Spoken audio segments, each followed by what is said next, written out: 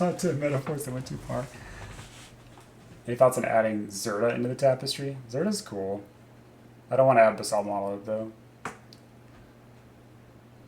Uh, well, I think analogies are important because it helps us try to understand. You can't look at the sun for too long, so analogies are kind of like. What analogies are like? They're like those eclipse glasses that you put on so you can't see. Uh, so the sun doesn't hurt your eyes. Or like,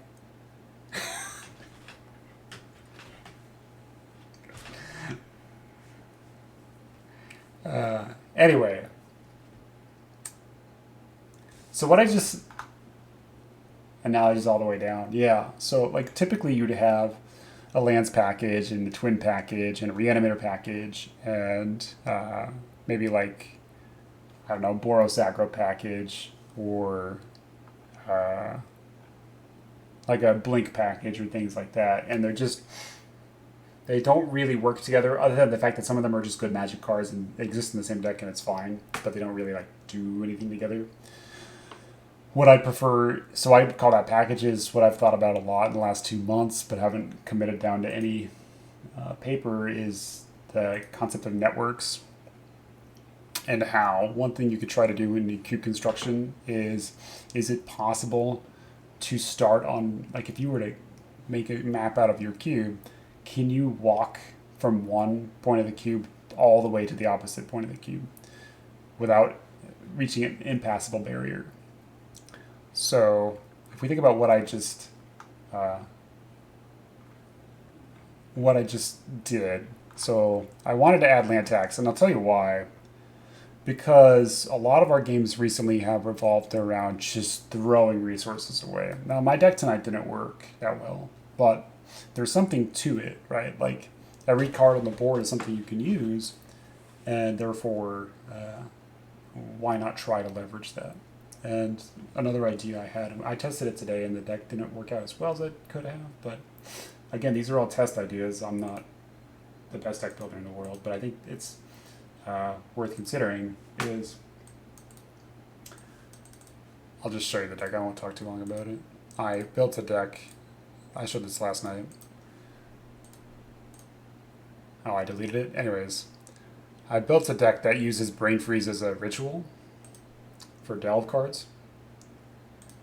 And so the question was like, how do I take a win con and turn it into an engine? And so I had a bunch of delve cards, and I had like a haughty gin. So whenever I milled a bunch of instants and sorceries, which I'm going to have a lot of in a brain freeze deck, then I power it up. So then I can either try to set up a lethal brain freeze, or I can power up my own creatures. That way, the brain freeze is never really dead. It didn't work out perfectly, but I think the idea is sound. And so then I thought, like, okay, what other free spells can we use as resources? And I came up with something that's really strange. I just said it at the beginning of the draft. But if we use Fire Blast, can we turn Fire Blast into a ritual? And you kind of can. So let's say one easy way is to think if you go like turn one Thought Scour, turn one Volcanic Island Thought Scour, turn two Island Metamorphose, Fire Blast your opponent, Murktide for 5. So you have an 8/8 Murktide and they take 4. It's an example of turning the Fire Blast into a ritual. But another way was the Chandra's Incinerator card, which I don't think I'm going to keep this in, but I was just thinking about it, which is like, this has cost reduction based on the amount of damage you do, non-combat damage you do to your opponent. So what if you lead on like Plateau, Land Tax, and then you go Mountain, float 2 red, Fire Blast your opponent, cast Chandra's Incinerator for 2 mana, and then next turn you have active land tax. So that's kind of where my head was at. It's trying to mess around with the idea of like, what can I do with sacrificing lands, and how can that be good? So then, and land tax is, I'm repeating myself again, but like, it's a powerful card draw engine. It's just impossible to set up. So, anyways, the point is, we start at this idea of like, I want land tax to be good. So then I need duplication of it. So I have Weather Wayfarer. And then that relates to another way I can make land tax good is to give me opportunity to sack my land. So I can sack my land, with Lotus Veil or Lotus Field. Okay, so then that's the end of that idea. So then, but Lotus, these cards do other things, right? And so these things, this is Wagner, this is a little much, huh? So these things here, then if you think about it and then you recenter, like now I'm at the Lotus Field land, right? Not literally land, but like Lotus Field region. We've left the land tax region. Now we're in the Lotus Field region. What can we do with this? We could copy with Thespian Stage. That's cool. Okay. What else can we do with Thespian Stage? Well, we can make Dark Depths, right? So then all of a sudden, Dark Depths become stronger because Thespian Stage is stronger. Anytime you reinforce a card that has a singular use, you make the combo better. So I make Dark Depths better combo by putting Lotus Field in the cube because Thespian Stage can do more things. And therefore, like, I could reasonably take a Thespian Stage in my deck knowing that I can copy Lotus Field or Dark Depths or Urza Saga or Field of the Dead, right? So then I have that. That's one avenue. And so then you'd say, like, okay, well, in Dark Depths, what works with Dark Depths? Well, Vampire Hexmage.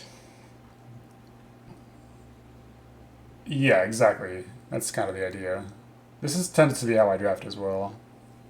Which then you have like a dark Vampire Hexmage, and okay, what's good with Hexmage? Well, Invasion of Ikoria. You can tutor up Hexmage and then immediately flip this into an 8/8. That's kind of the end of that branch. There's probably more things you can do with Hexmage. I'm not terribly familiar with all of them, but that's a good one. And this, so now the Dark Depths deck is better because it's usually green-black, and this is a nice way to tutor up the Hexmage, which makes it redundant for the Dark Depths, but also now this is a tutor that's just a 4-mana 8/8 that makes all your creatures unblockable. So then if we back up to Lotus Field again, okay, what else can we do with this? We can untap it. So we can untap it with Kiora. Okay, well, what else can Kiora untap? Well, Kiora can untap Time Vault. I have Time Vault in this cube. It's been perfectly reasonable. Usually this is met with Manifold Key and they'll take Key, but you want more to do than that. Like, you just don't want this small little package of stuff. You're like, okay, so now I have Time Vault, but like I have things, really Time Vault's about just untapping something, right? It's the combo kills you with taking infinite turns, but really it works by untapping things. So, hold on.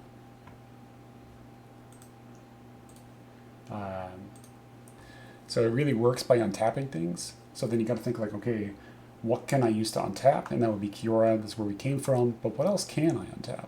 I can untap the One Ring. I can untap Agatha Soul Cauldron. I can untap Shorikai. Where is it at? It's in the blue-white cards. I can untap Shorikai. Okay, so then Shorikai is a blue-white deck. So then blue-white would reasonably be the Time Vault deck. So then I have a blue-white Planeswalker that also untaps an artifact. And this untaps a land and an artifact. Okay, well, this also untaps Lotus Field, right?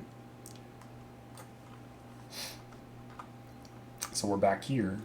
And this can untap the Lotus Field. It's going to tap the Shorikai. And then, okay, what else can we untap? We can untap Monoliths. I don't have Basalt in here, but I do have Grim Monolith and Manifold. Okay, so then if I have the keys to untap these, what can I do with that? Well, I can generate 7 or 8 mana.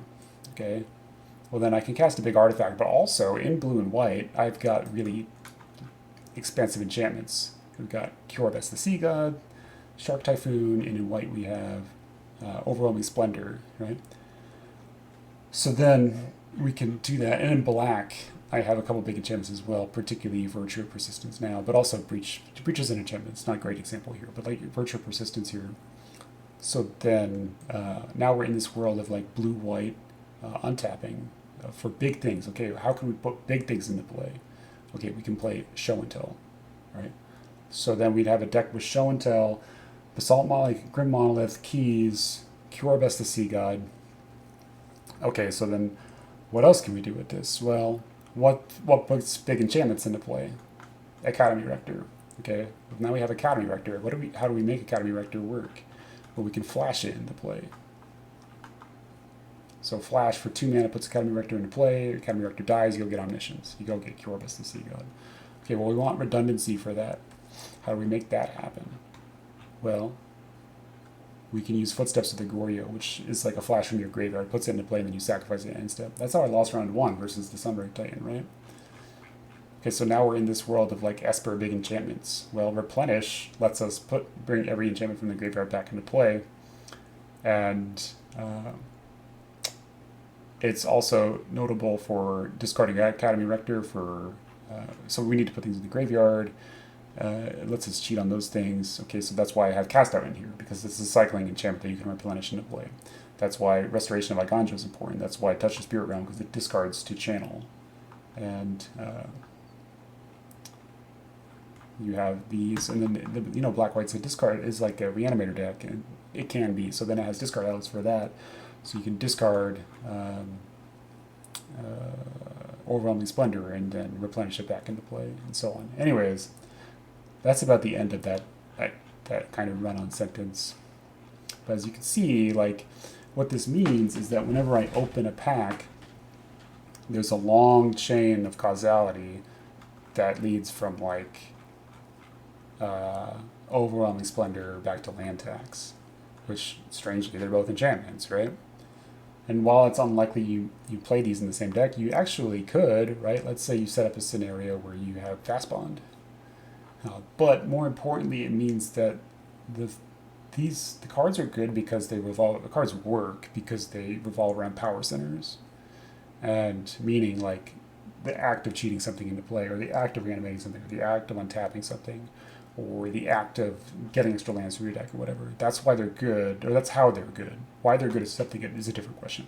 But how they're good is a question that can be answered that. And if you put multiple cards that are good, if they answer that question in the same way or a similar way, then you can likely build a deck out of it, even if it's not the exact deck you set out to play. So what this does is that, like, your combo deck it can be these kind of very tight packages, but really you don't have to worry about, oh, I didn't open Splinter Twin, or I didn't open Pestermite, so I can't do it, or someone else took Twin and I took Pestermite, so we can't do the combo.